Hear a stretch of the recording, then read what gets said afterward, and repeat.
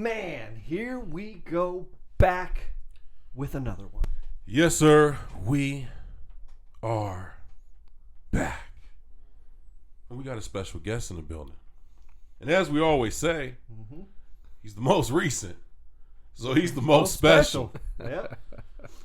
We got a Billboard charter, Grammy nominee, music aficionado, Felix Don Gato, a.k.a. Bag of Tricks Cat in the building. What's happening, bro? What's going on, y'all?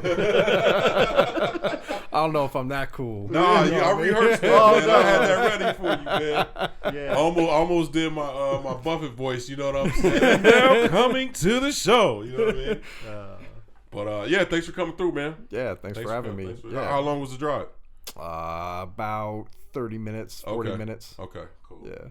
Nothing too crazy. Yeah, no, you're just in SoCal, Arizona right now. Yeah. You know what I'm saying? Yeah. You might as well just kept going. We in LA. Yeah, you're pretty close. We're pretty close. LA County, man. So let's jump it off, man. Let's get into who you are, man, what you do. You know, kind of what you got going on professionally.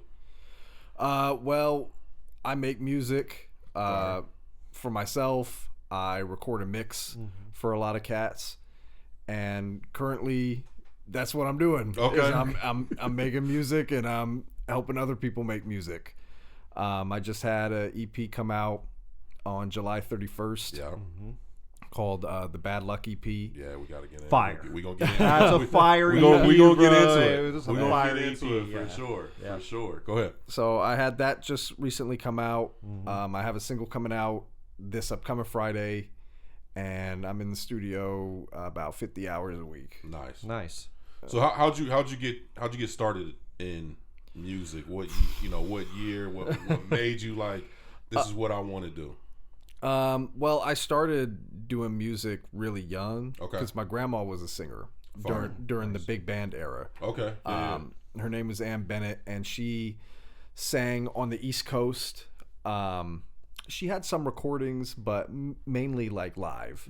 And one of her side hustles was doing jingles for cartoons and things like that. And so in 1959, she sang the Felix the Cat theme song in English and Spanish. Okay. Nice. And, you know, obviously it did really well. And, you know, ever since I was small, like I always remember like being around my grandma and seeing the pictures of her in, you know, New York and on stage. Right.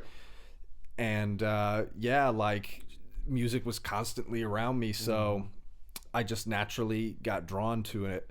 But as far as hip hop goes, you know, I was just a listener for a long time. And then I was just saying this to somebody like around like 12. It's the same story for every rapper. Around 12, 13, right around the time you start smoking weed, is around the time you start writing raps. Right. So, that's a fact, though. That's a fact.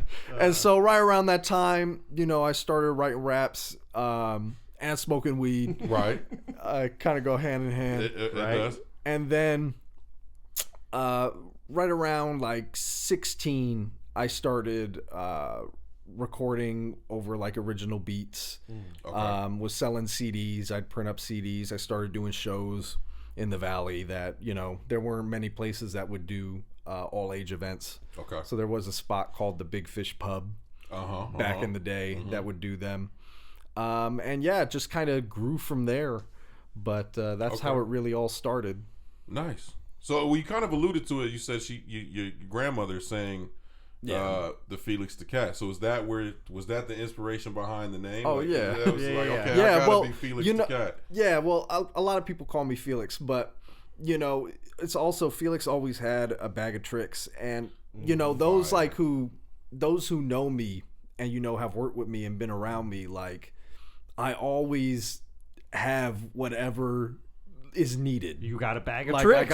I got the bag. You know what Yeah. I mean? So I'm a good problem solver, That's dope. and I make shit work. Yeah. You know, I'm really big on working with what you have at the current moment, making the most out of what you have. I think it's something that, if you want to be successful, especially as an indie, you kind of have to. You have to. Yeah. You know, so it really is fitting in more than one way for me, my name. Yeah. That's dope. For sure. So when did you record like your first full on record? Did you put it out, promote it? Man, starting at like 16. Okay. You know, back on the MySpace days. Okay. MySpace. Hitting the streets I had in the trunk too. Had the MySpace music page. Fire. You know what I mean? Fire. Going to the house parties. Yeah. I had my Memorex CDs. Yes. The Yeah. fresh Sharpie on them. You feel me? Talk about it. I'm with it. Yeah. I love it. But I would say that I really started investing in myself and really started putting out stuff that I consider professional around 2013, 2014 is when I would say started professionally. What made you make that jump? Like, okay, I'm really about to go after this. Like, it's not fun and games no more. Like, what did it? What happened was I was doing it, and I had a group at the time. It started off with like 9 of us. It was kind of like Wu-Tang Clan. Okay. And then it went down to 5 of us. And then I think everybody starts out that way too. You know what I mean? Yeah, you start in a group, and it went down to 5 of us, to 4 of us, to 3 of us, to 2 of us, to me. And so I did the group, and that was a really good experience for me. And I have a lot of great memories and got a lot of great experience. We did a lot of great shows together. What really made me like lit the fire under my ass, and you know, I don't mean to like get super serious or anything, but was when my grandmother passed. And she passed unexpectedly. I mean, she was in her 80s, but it was unexpected how it happened. Got you. And so at that time, I was fresh out of jail. You know what I mean? I was bouncing back and forth between my grandma's house and my girlfriend's house at the time. Okay. I was working 2 shitty jobs, and I just wasn't on point. And when she passed, it made me feel like, damn, like this is how she saw me last. Right. You know what I mean? Right. And so that kind of really sparked a fire under me to really like say, okay, like if you're gonna do this, like then do it. Yeah.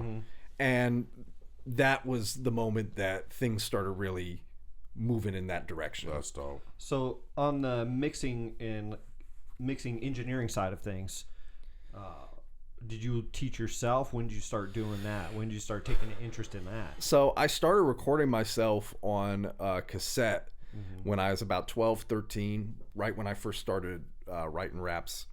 And obviously it wasn't very good. I was just taking a boombox with a blank cassette in there and like playing like a beat loop on a keyboard and rapping into the little microphone that's on the boombox. Right. You know, so that's where it all started. I upgraded to like one of those gamer headsets and Audacity. Yeah. And downloading Audacity. Beats on LimeWire shortly after. Yeah. And then in high school, once I got to high school, I made a friend, and he had a Mac. And he said, yo, I got GarageBand on here. I got a little M-Box and a microphone. You could come over and record with me. So I started recording with him. And me and him, after a while, kind of had a falling out. So then I was like, well, I'm just going to start recording myself. So I started recording myself straight out of high school. Everyone was saying, yo, you gotta go to college, you gotta do this. I really didn't want to go, but I ended up going, and I didn't graduate because I didn't take English and math and all that shit. I didn't want to pay the money to learn shit that I didn't care about and that I had just learned a year ago for free. I get it. So I get it. So I paid I paid to go for the audio classes, and then I dipped. And I learned a lot there, but what I didn't know was my older cousin, had been recording and doing his thing for years. And he was just in the beginning stages of quitting his job and doing the studio full time. And he had turned his garage into a studio. Yes, sir. And I started going over there and working with him. And you know, he's 7 years older than me and he's been doing this since he was 14. So I learned a lot from my cousin as well, and still do to this day. And, you know, we always talked about when we were in the garage, like, yeah, one day we'll get a spot and we'll have a couple rooms. And then in September 2016, we got the building that we're currently in. It used to be a spot called SAE Mastering. And it was a mastering studio here in the Valley, pretty well known. And the guy who was running it was retiring. He was an older man. His name was Roger. And so we came over and we took over the lease, and then we got 2 studios, working on a third for next year. So fire. So, but you're all pretty much self-taught then, basically. You didn't know. Yeah. I mean, you did say you went to school, took a couple classes, but pretty much self-taught. I mean, you know, school will teach you, like, at least in audio, school will teach you, like, about signal flow. Right. What is an interface? Right. What is this type of microphone? Is a condenser, dynamic, ribbon? Right. True. This is a compressor. This is what a compressor does. Right. But, you know, they don't really teach you, like, real life scenarios in the studio. Oh yeah, for sure. You know, especially working with different pieces of gear. You know, one piece of gear may thin something out. You know, a preamp may thin, you know, somebody out. Another preamp may make somebody thicker. Right. You know what I mean? So they don't really teach you that in school. So, I mean, they teach you the foundation, but you really gain a lot of knowledge by just experience. Just doing and 100%. Yeah, and the experience of not only being in the studio making my own music, but also working with other people, you know what I mean, has just, you know, gotten my skill set higher and higher over time. Yeah. So the cousin that you were talking about is Brian, correct? Yeah, Brian. And HKS Studios. Yes, sir. Talk about that, man, because that's a big thing. Like, I remember, you know, years ago when he was first, like, he was still working, I think, at the school, like doing IT at the school. Yep. And I remember, like, we had went over there a couple times and years ago, and he was like, yeah, man, like, it was gonna get going. And just, I remember the Valley was really going up. Like, a lot of people that were just in the same kind of fold were like, yo, you gotta go over to HKS. And obviously there was not Sweetwater, what's the damn one? There was the major one that everybody used to go to. Salt Mine. Salt Mine, thank you. And, you know, as you guys, you know, I didn't even know, but you guys were behind the scenes creating this dope thing that the Valley, and then now, like, it's not even just Phoenix people, it's people outside of Phoenix, it's celebrities, it's guys that's been in the game have come to the studio. So talk about that experience, just how you guys built this up from the ground, bro. Man, it took a long time, and really, like, Brian had started doing it right before we started working together, because we're both from an Italian family, you know what I mean? So the family's really big, and so as big as it is, like, we don't, like, know what's going on in each other's lives. So growing up, I didn't know Brian was into the same stuff I was into. Wow. And vice versa. That's but when crazy. I got older, right around the time I was in school for audio, I found out about it, and me and Brian just started working together, and we were working really well together. Justice had just recently hired me to start booking shows. So I was booking shows in the Valley, and I was, you know, coercing with a lot of artists in the Valley. And, you know, I was telling everybody, like, you got to come fuck with my cousin. Right. You know what I mean? Over at the studio, and started building traction. And then basically, like, what ended up happening was it got to the point where Brian's like, you know, if this is going to get any bigger, it's got to get out of my garage. Right. There's a ceiling, and we're at that ceiling right now. So at the beginning of 2016, he was already, like, has the idea, like, we got to find a building. We got to find a commercial building. We got to do something. And it was weird because he hit me up, and, like, he told me this, you have to verify the facts with him, because this is what he told me. Okay. He said he woke up out of a deep sleep, and was like, I think Roger's retiring. And he went on the SAE website, and sure enough, he was retiring. That's crazy. That's crazy. And so dude. he called and he got in touch with the owner of the building and stuff. And we ended up taking over the lease.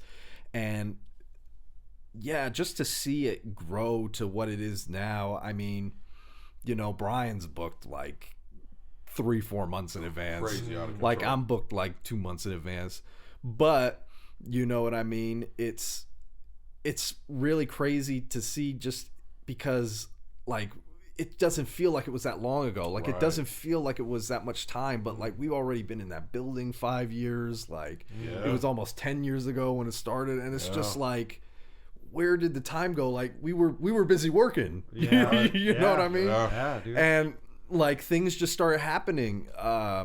You know, I mean, we start recording cats, and then, you know, somebody gets a bigger feature, and then they come in, and then so-and-so fucked with them, and now they're in the valley, and they want to know where they recorded at, and now they come, you know, and so it just eventually built up to what it is today, and it's still building. Like, you know, me and Brian are like never satisfied. You know what I mean? Like we're always thinking like, what can we do to make it better?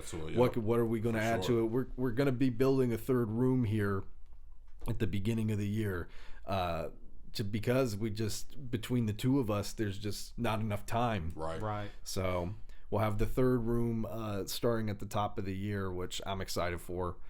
And yeah, man, I mean, it's just surreal sometimes to think about, like, you know, where it started and where it's at, because it just happened. Like, and it's still going. Yeah, you know. Do you guys strictly do hip hop, or is there other music that you guys do and stuff? I'd say about 80% of what we do is hip hop, but we also do pop and R&B. Nice. You know, and I'd be open to work with other genres, but I'm not set to record a rock band, as far as like miking up drums and everything. Right, and that's a whole other beast. That's a whole other beast, yeah. And you know, like, I kind of like the idea of being the like premier hip hop studio. Yeah. You know what I mean? I kind of like the idea of like, that's what we're known for. You know what I mean? Not that I wouldn't be interested in working in other genres, but that's primarily what we do. Yeah. Well, pop and R&B kind of in that. It's all kind of intertwined now. Yeah, for sure. It's all kind of intertwined. Yeah. Do you have a favorite, if you can say, favorite artist that's come through to record, or even just like a dope artist that you're like, man, I never thought this person would be in the studio with me? I will say that the artists that I have a lot of fun recording are Melodyne, because me and Melodyne have known each other now almost 10 years and have been making music a long time together, and so there's a lot of chemistry in the studio. My homegirl Whitney Payton, we have a lot of chemistry in the studio. As far as like the biggest, where I was just like, is this real? Probably Twista. Okay. That was a big one. That's a huge one. Yeah. Brian recorded Juvenile a couple years back. That was a big one. Yeah, those moments were like, what's going on here? Yeah. What's going on? This is crazy. Yeah. Getting back to you and Melodyne, you guys obviously just released the single for the Bad Luck EP with Lord Rockness himself. Talk about that, man, because for one, the track is fire. I love what you guys did with just going and we about to just spit these verses and let y'all know what it is. How'd that come about? And you know, obviously you and Rand work together, but how'd you guys get with Rockness? I'm gonna interrupt real quick, bro, because you answered that question. But Emerald Nights, you know, the projects you guys work is fire, dude. Oh, thank you, like, man. your guys' chemistry together it's just something different, bro. Like, it's so fun to listen to. So you go. Yeah, ahead. Talk about that track, and then talk about kind of your guys' work. You know, you and Rand over the years. So, Wanna Act Hard was actually going to be on the producers album. Okay. He's a producer that I've worked with a long time. He's directed most of my videos. His name's LJ, LJ Beats. And he made that beat, and originally it was just going to be Rockness. And then he hit me and Mega Ran up. We were like, yo, I want you and Mega Ran on this record with Rockness. So I said, okay. And then we did that, and he never did anything with the song. And so like it was just sitting there, and I hit him up. I was like, yo, like, are you gonna do anything with this record, man? Like what are you doing? And he was like, bro, if you don't do something with it, it's never gonna come out. I was like, all right, man. So I took the record and finished it up, and I'm happy that I did. Yeah, for sure. As far as Rockness goes, I met Rockness in 2018, and it was really random. Like it's just one of those moments where it's just like, what's going on? So like, I got this random text from this number from New York, and it said something like, hey, my name is Rock. I'm from a group named Helter Skelter in New York. I'm in Arizona, and I need a studio, and I was told to hit you up, yada, yada, yada. Can you get me in? And I was just like, Helter, like, Rock. Bro, like, I know who you are. Like, he hit me up like he's like, gotta explain. Like, you know what I mean? I have this group. That's crazy, I have this little group, you know what I mean, called Boot Camp Click. I don't know if you heard of it. And and I was like, yeah, like, I got you. Yeah, I got So I had him come through, and then, man, it was just one of those things, because he came through to the studio, and like it was originally supposed to be like 2 hours or something, but we ended up hanging out like 6 hours, you know what I mean, into the morning. Dope. And we were just, you know, smoking weed, and he is telling me stories about boot camp, and you know, a lot of what happened in the scene with New York hip hop during like the late 90s and the early 2000s and stuff. And then he is intrigued about, you know, Phoenix and some of the stuff that's happened in Phoenix. And then we just really hit it off, you know what I mean? And, you know, Rock to this day is my guy. Whenever he's in Arizona, he comes and fucks with me in the studio. You know what I mean? He'll call me just to say what up. I'll call him to just say what up. He's a really cool dude, man, and I'm happy to call him a friend, because he's one of the real ones that you'll end up meeting in this jungle of, you know, craziness that the music industry is. So right. Yeah, he's dope. As far as Mega Ran goes, how me and Mega Ran started working was, I actually was kind of a fan of Mega Ran before I started working with him. He had released some tapes called Language Arts, and he had done some cool videos, and there was this one video called Metamorphosis, where he like turns into a bug, and like it's really weird, but like it was really fun, and the video was well produced, and I was just like, yo, like this dude's dope. And so I reached out to him to do a record. He came through Brian's when it was still, you know, in the garage and stuff, and we did the record, and it turned out really great. And then, you know, before you know it, like he hit me up. He's like, hey, I got this record. You hop on it. So then I hop on one of his records. Then, you know, he hops on one of mine, and we did that like 4 or 5 times. And then I had done a record called Dream Girl with him and this R&B singer out here named Brandon Michael, and we were shooting a video. And just randomly he's like, hey, like I'm going to the UK to do this tour in like 2.5 months. And I was like, oh, that's dope. And he's like, you want to roll? I'm like, yeah, let's go. Let's go. Let's go. Are they gonna let me in? Like, they gonna let me in? So I got my passport and expedited that, and we said, you know, while we're out there, we should hit the studio, you know, and we hit up Fresh Kills, who's a producer out in Canada. Okay. And he sent us over some beats. And then we went to do the tour. We did London, Birmingham, UK, Cambridge, Ireland. And we went to 3 different studios while we were out there. And we recorded what was the first Emerald Nights project. And then we took it back to the States, and we finished mixing it. And then we did the US part of that tour. So like it was really like a worldwide thing because the producer was in Canada, it was recorded in Europe, and then it was mixed in the States. Yeah.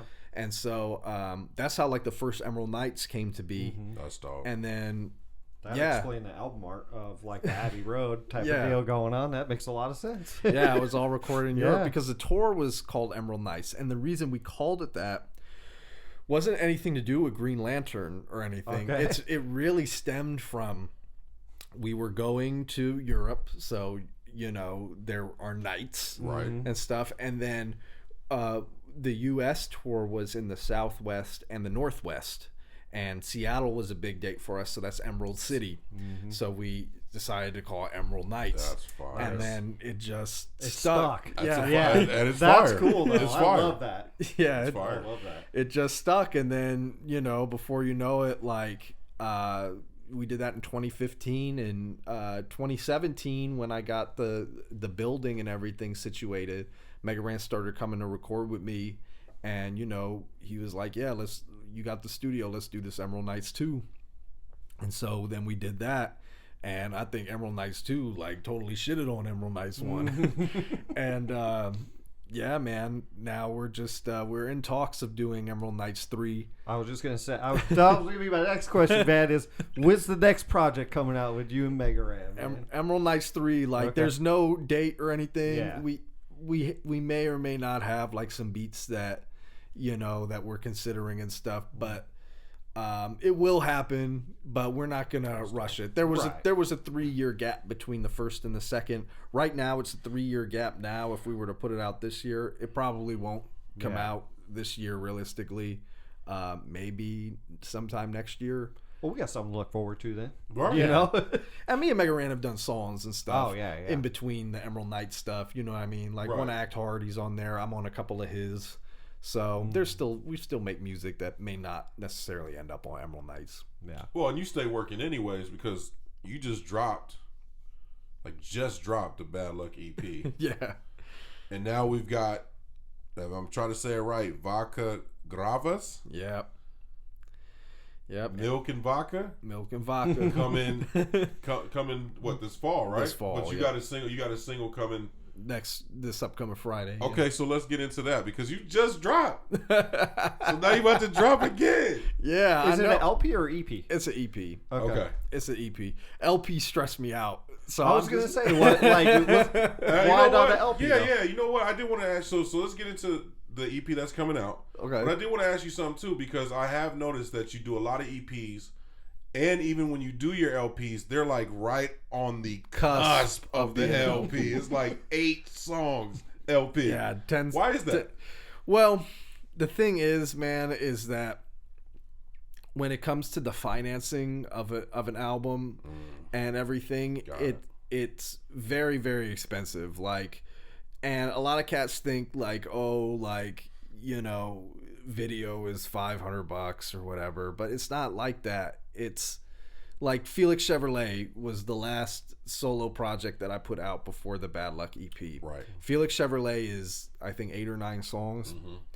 Between the production, the mixing and mastering, the music videos, the marketing, everything. That album cost me 10 bands. Jeez. You know what I mean? And so, like, I don't have a label funding me. And so to put out an LP is going to take a tremendous amount of financial support and work on top of that. Right. And I find that it's just easier for me and I could be more consistent if I just put out smaller projects and singles. One of the things that has always happened with me is like 2015, 2016, I'm real active. Then 2017, like I'm building the studio, everything like just kind of stops. Then 2018, Gotcha. Emerald Nights 2 comes out, I'm real active. I segue into Felix Chevrolet, everything's going good. I had plans of going in 2020, like I had a project, you know, that I was working on, but then 2020 happened. Right, You know what I mean? Yeah. And a lot of bullshit happened. So, you know, then 2020 like is a very inactive year. And so I really like would prefer to stay consistent while maintaining quality rather than, you know what I mean, for the just big- put the together big an LP. shebang, right. Yeah. Yeah. But not to say that I won't do more LPs. Mm-hmm. You know what I mean? It just has to. I have to be very, very confident in the concept behind whatever it is I'm doing to do that. Okay. Gotcha. And then so now let's get into Vaca Graves. What's going on? What can you give us like kind of the element of what the EP is going to sound like? Yeah. So Vaca is from Tucson, which is really dope because you don't see a lot of Phoenix acts working with Tucson. That is very true. And so I feel like Tucson is tremendously slept on in all avenues of it. They're slept on with the artists because you got really dope artists out there like Cash Lansky, Marley B, Cryptic Wisdom, you know what I mean? And there's even more, you know. And then you have dope producers, Vaca being one of them. And I'm just really excited to kind of be one of the artists that in some way is bridging that gap. But as far as Vaca goes, he's been doing this a long time. He makes beats. He also engineers. So he lives in LA now, and he has a studio out there. All fire. And he's actually won a Grammy. He engineered a couple records on the Lil Nas X album. Okay. So he got that. He's charted on Billboard multiple times with some of that stuff.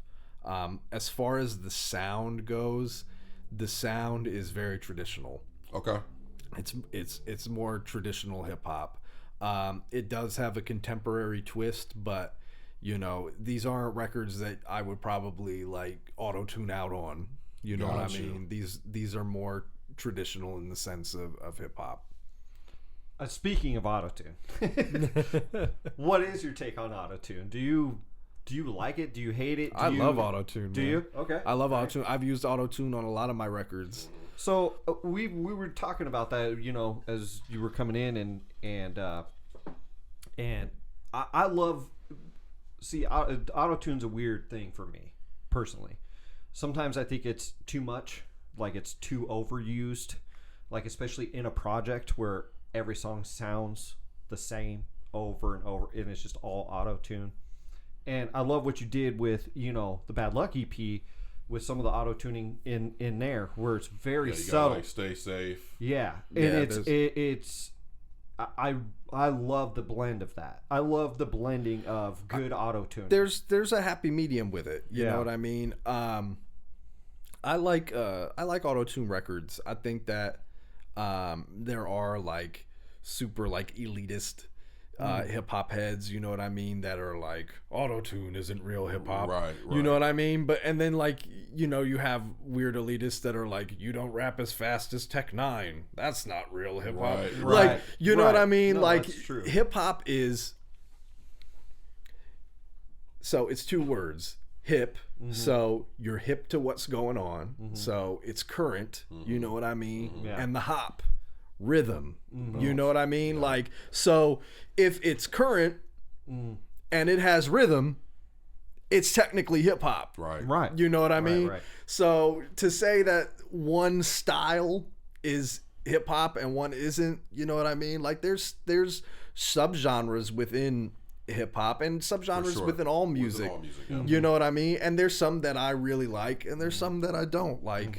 You know, but auto-tune, like, I do like. I think it's about also knowing your sound and your range and what's gonna be realistic about what's gonna sound good. Right. You know, because you may want to do something, but that may not be you.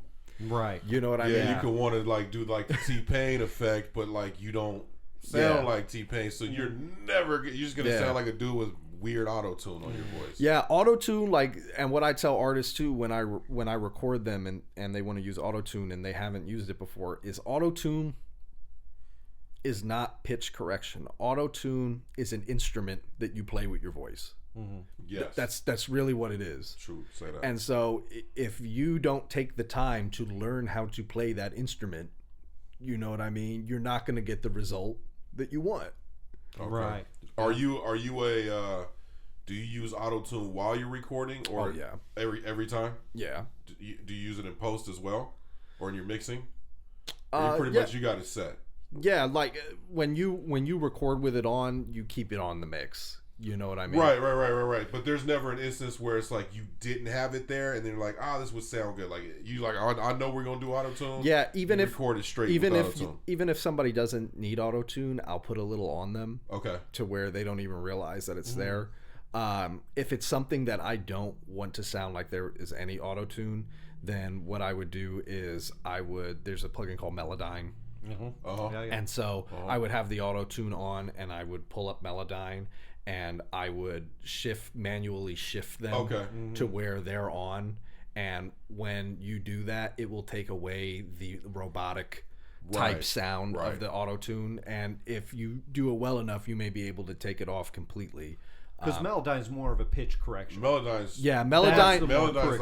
is manual pitch correction. Yeah. Auto-tune is automatic pitch correction. Yeah. So you know what I mean. It takes longer. Now you gotta really know what you're doing with Melodyne. When you're doing like an R&B record, you know what I mean, and you want, somebody's a little flat or something, and you don't want it to sound auto-tuney. That's the time when you pull out Melodyne and you fix them on that note. You know what I mean? So they still sound natural, but they don't sound robotic or have that auto-tune effect.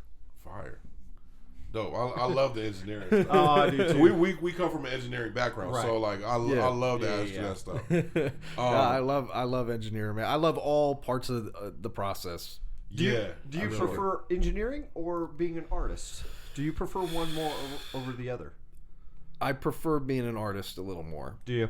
Like, I love engineering and like I love mixing, but I wouldn't have even cared to get into it if I didn't make my own music in the first place. So it's always going to kind of be my first love.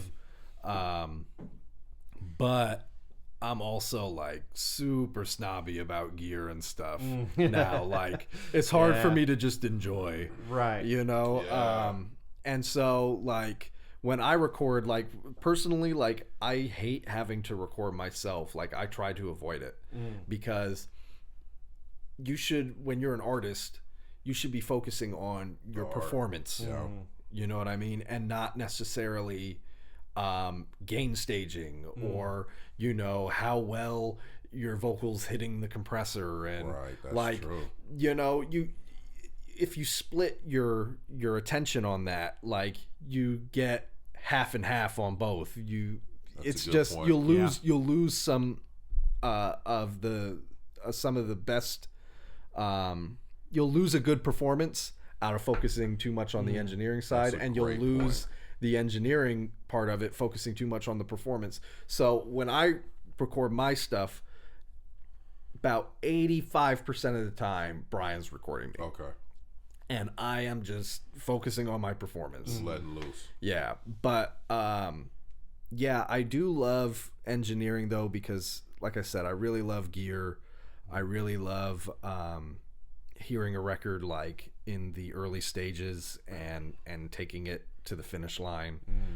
It's just a fun process. Whether it's your record or it's someone else's record, it's just a great process. And I love. Do you is it hard for you to engineer other people being an artist? Like, are there things like when you hear it, you're like, oh, I don't know if I would have did that. I think it makes it easier.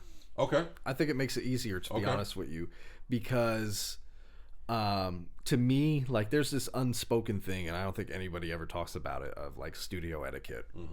And like, to me, like, it's a very delicate thing of how much you're going to take the wheel.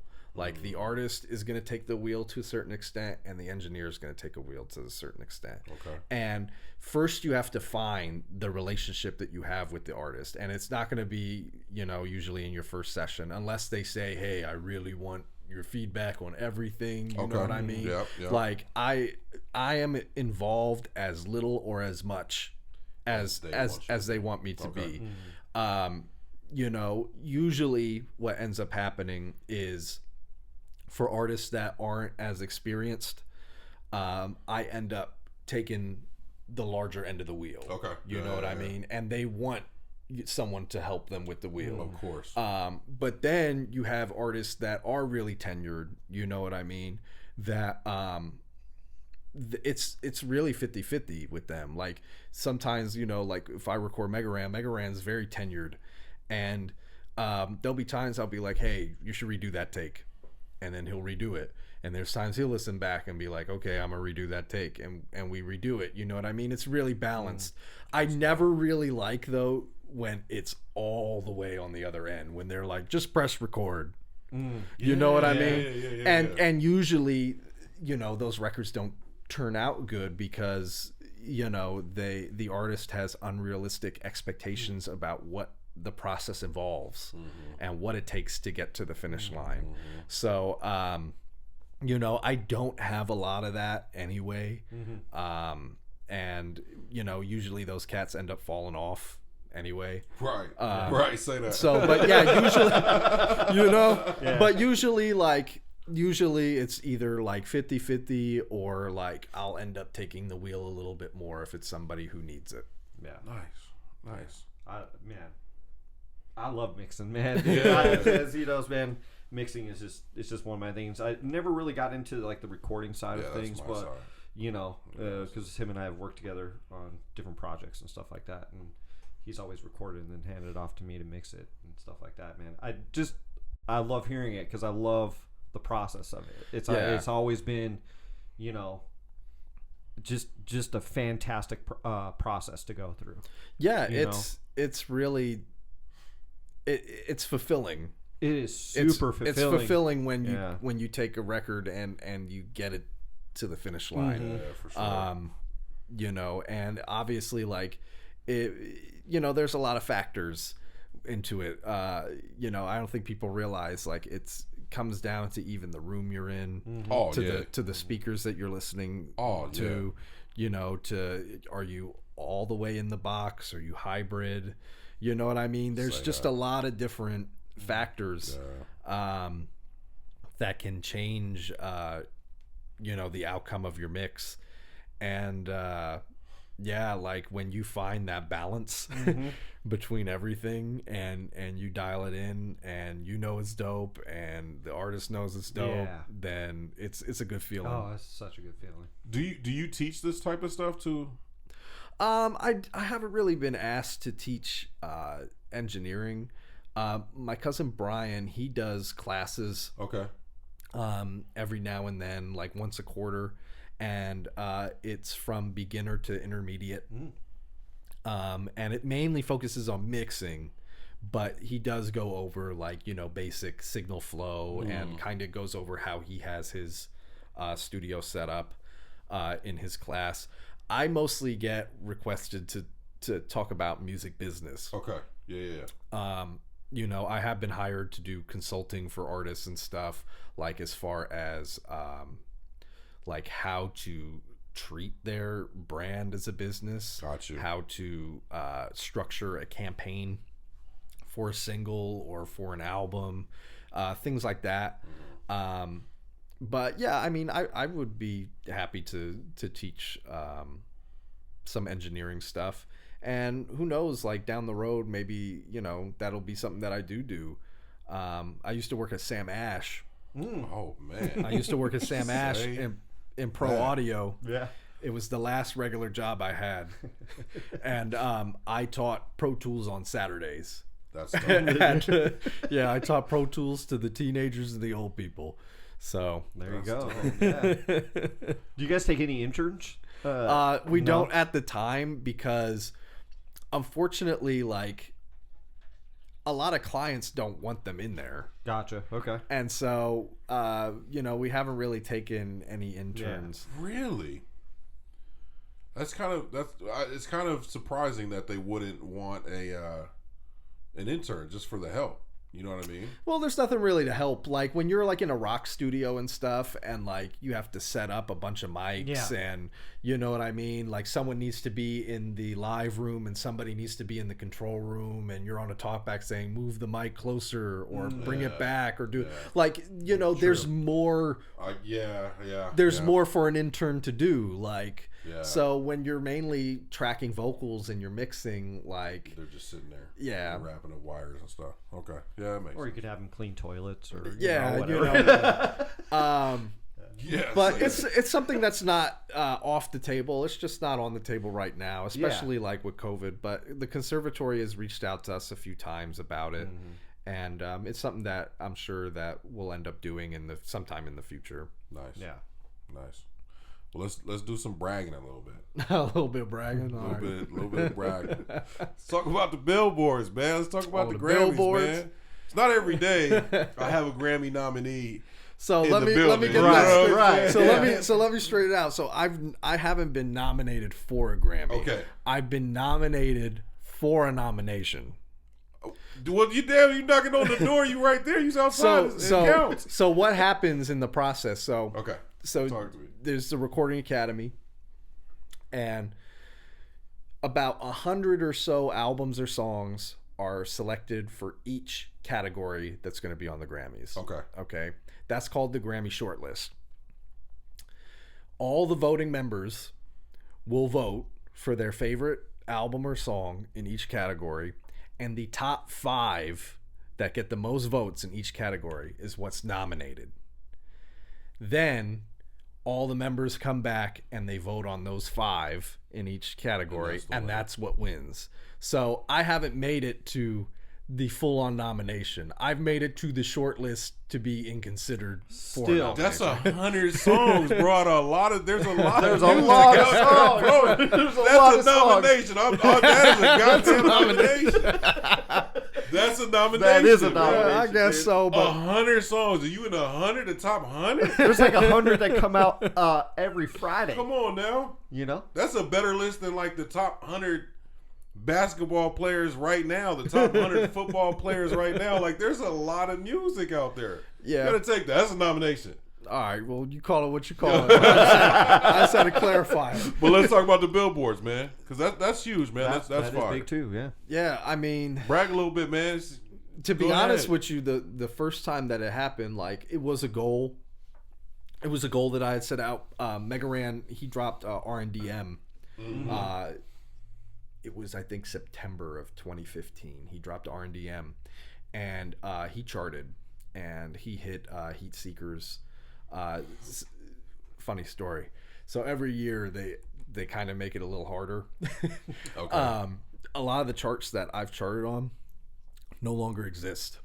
So Heat Seekers charts still exist, but up until I think it was 2018 or 2019 is when they stopped. Okay. So they had time zone based charts. So there was Heat Seekers Mountain, Heat Seekers Pacific, Heat Seekers Central. So there was a regional chart, and it didn't take as many albums sold to hit those regional charts. Right. And then out of all those regional charts, you had the regular Heat Seekers chart. Then there were album sale charts. Okay. There's no more album sale charts. There's only current albums, because they're counting sales and streams now all together. Yeah. So, so some of those charts like ended in 2018 or 2019 just based off of the way music's going. But the first time I charted was on a regional chart. It was for the Heat Seekers Mountain chart. And I was really, really excited because I worked really hard to try to make that happen, and it did end up happening, and I was very stoked about it. Then when we went in to do Emerald Nights 2, I had a feeling it was going to happen because I had done it, Melodyne had done it, and I felt like, okay, we were going to do that. This last one, though, the Bad Luck one, I wasn't confident in that doing that, and I didn't really anticipate that one to happen, so I'm pretty thankful for it. But yeah, like it's cool. There's only a handful of cats in Arizona, at least, that have that. You know, you got me, you got Mega Ran, you got MC Magic, you got Futuristic. You got J Rob. He has a couple that charted. Shout out to J Rob. He who else? Brown Boy Maj, Alexis. His album charted. Yeah, man. It's a short I think list. that's there's more though. I don't want to be a dick and be like, yo, you know, right? Yeah, I got you. So, but it's still dope, man. Yeah, I mean, it's like I said, man. It's you know, you got to think, man. When you started writing, you know, years ago, you know, it might have been like, oh man, I want to be on, but like, nah, you actually did it, and that's fire. You know what it's I'm saying? cool. Like, it's cool to look back and like see the progress over the years, but like, don't get me wrong, like I deeply appreciate and I recognize some of those achievements, you know what I mean, but I'm comparing myself to like the greats, you know what I mean, like, and not just the greats in just hip hop in general, but some of the greats out here, you know what I mean, like I'm like, when I think of Phoenix, like I'm comparing myself to Buki and like his legacy, you know what I mean, I'm comparing myself to Poker Face, you know what I mean, and so when I see the stuff that they did, you know, and during a time too where there was less resources available to them and everything, it humbles you, you know, for sure. And so I'm always striving, you know, for that and beyond, you know, for, you know, even the big picture, you know, out of all of hip hop. But, yeah, that's one thing that, you know, I just don't gas myself up. Yeah. I've asked everybody who's been involved in hip hop. I swear I'm gonna make a compilation video. Okay. So because I'm just really curious, you know, especially people that are in music and work on music, artists and stuff like that. I'm just really curious. What is your take on hip hop today? Do you think it's take on hip-hop today. Do you think it's good? Do you think it's in a good state? Do you think it's on a downward spiral? Do you think it's on an uptick? Not just here in Phoenix necessarily, but all over. Just across the board. What do you think about hip hop today? Well, it comes back to what hip hop is, and hip hop is hip, so it's current. So you have to think of the current state of the world. You know what I mean? Art will always be a reflection of reality, and so very true. It's hard to say. Is there hip hop that comes out and music in general that comes out today that I like? Yeah. You know what I mean? Is there hip hop that comes out that like I don't fuck with at all? Right. Like, yeah. But like even during my favorite era, which, you know, I grew up listening to the very late 90s to, you know, 2000 to 2010. Like that is like the era that molded me. You know what I mean? The Eminems, the Jay-Z's, the Kanye's, the Games, 50 G Unit. Like the G Unit run to me is the best run in hip hop of all time. I was just talking about this the other day. You know what I mean? That's my favorite era. Crazy. And even during that era, there was trash that came out. For sure. Yeah. There was trash that came out. You know, I'm sure in the 90s, like if you go back and look, there's some trash that came out. So I feel like there's always like some trash. You know what I mean? In any genre of music. True. And so I feel like a lot of the people that down talk hip hop today are just nostalgic about the era that they love the most, and it doesn't give them that same feeling. And I get it. Like I don't get the same feeling today that I got like when Beg for Mercy came out.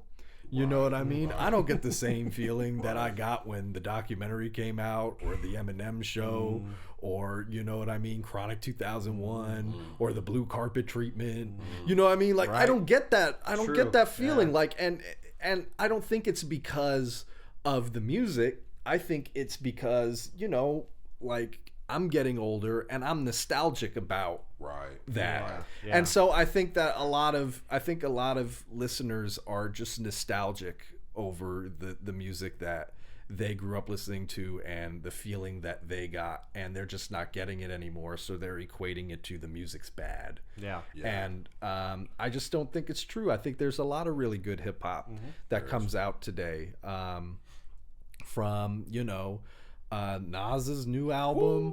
Well, he's an old school artist though. Yeah. So does that count? Yeah, it counts because it's new music. It is new music. It's fire too. You know what I mean? It's so good. And there's new artists that have come out too. A lot of people are like Kendrick, J. Cole. They're not even new no more. Right. You know what I mean? Technically, yeah. They're not even new no more. Who's a really dope new one? That's gonna take me a second. That's gonna take me a second. I'll just throw some names out there. You got guys like Lil Baby. Oh yeah, Lil Baby's tight. Dub Baby, even though he's been in some trouble recently. He's not really a hip hop artist, but the guy Moray, I don't know if you've heard of him. He was on J. Cole stuff. There's a few out there. There's still dope music being made. So yeah, I would just say, yeah, I think that it's always been good and there's always been bad. Yeah, I like what you said though. I asked that question just because I love to hear people's take on it. And everybody's been different. Oh yeah, everybody's been different, and it's really fascinating. And I love what you said about nostalgia factors. Because even me growing up primarily in the '90s, mid to late '90s, and all the music that came out then. Oh yeah, is fantastic. To me. It's great. And to this day I still long for that music to be made. And it's never gonna happen. Well, this is, but you could take that and go, from the 70s, the 80s, the 90s, the 2000s, same thing. Yeah, right? It just kind of goes. Y'all ain't making no music out here, boy. Yeah, put on this Teddy Pendergrass real quick. You know what I mean? Right. So. Yeah, I think it's all perspective, and it's all about what you grew up with and what really molded you and molded your taste. And that's definitely going to influence like your take on new music today. But I do really like a lot of the new stuff that comes out. Man, there's fantastic new music out there. I just I say this I think every time, you just got to find it. And honestly it is kind of hard to find sometimes. I mean, luckily there are social media outlets where that kind of get you in tune with certain people and stuff like that are maybe only on Bandcamp or or a SoundCloud or something, and they're not on Apple or Spotify or something just yet. Or so it is one of those things. It's just you got to find it. And hopefully you got some good friends around you to say, hey man, check this out. Hopefully you got friends with good taste. There you go. That too for sure. Hopefully your friends have good taste. I got another question for you. Yeah. What was your aha moment? Whether I would say more as an artist, when you were like, okay, I belong in this thing. Like this is where I'm supposed to be. What was the aha? If you have one, like you're just like, man, yeah, this is what I'm gonna do for the rest of my life. Like I'm good. You know what I'm saying? Probably when me and Mega Ran went on that first tour, and we played the first show. It was his first time headlining in Europe. He had done a European tour, but he was just an opener, and so this was his first time like actually being considered a headliner. And I was opening for him, and we did this show in London. It was the first night, and we hadn't slept, and we were just geeked up about being there, and it was a small venue. I mean, it only held like 60 people. Definitely under 100. And it was sold out. And there were people who knew who I was and knew the music.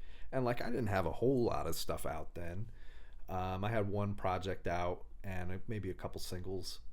And when I experienced that, like I just knew, I was like, man, like if I can come all the way out here and do this, like, I got this. You know what I mean? Like I got this. And so I would say that specific moment was definitely like there's no going back. There's always been like times, where you're like, oh, like, is this for me? And, you know, doubt and confusion. There's a lot of confusion when you're first starting out. But yeah, that moment made me realize, like, okay, I'm on the right path, and yeah, I'm not gonna go back to working a job. Yeah. Well, Don Gato. I love that, man. I love it. It's so fire. Bag of Tricks, man. Felix, thank you for coming through, brother. Yeah, thanks for having me. We appreciate it, man. Continued success, man. We wish you continued success with everything you're doing. Yeah, likewise for you guys, man. I want to see the podcast, you know what I mean, keep growing, and thank you, bro. you guys keep interviewing dope Arizona hip hop artists. Oh, yeah. And beyond, even beyond Arizona hip hop. And yeah, man, the album, the EP coming. Definitely, everybody go get the Bad Luck EP. Well, I'm gonna drop it down there somewhere. It'll be down there somewhere. Yep. It's fire too. Trust me. Yeah, It's fire. fire. It's fire. No, It's fire. It's fire. No. It's kind of okay. All right. Yeah, man. Appreciate you, bro. Thank you, man. Likewise. Just like track number 2, you guys stay safe with Whitney Payton. Fire track, by the way. It is a really good, dope EP. You guys gotta go check it out. You guys stay safe. You guys stay positive out there. And as always, this is the Gray Space. Peace.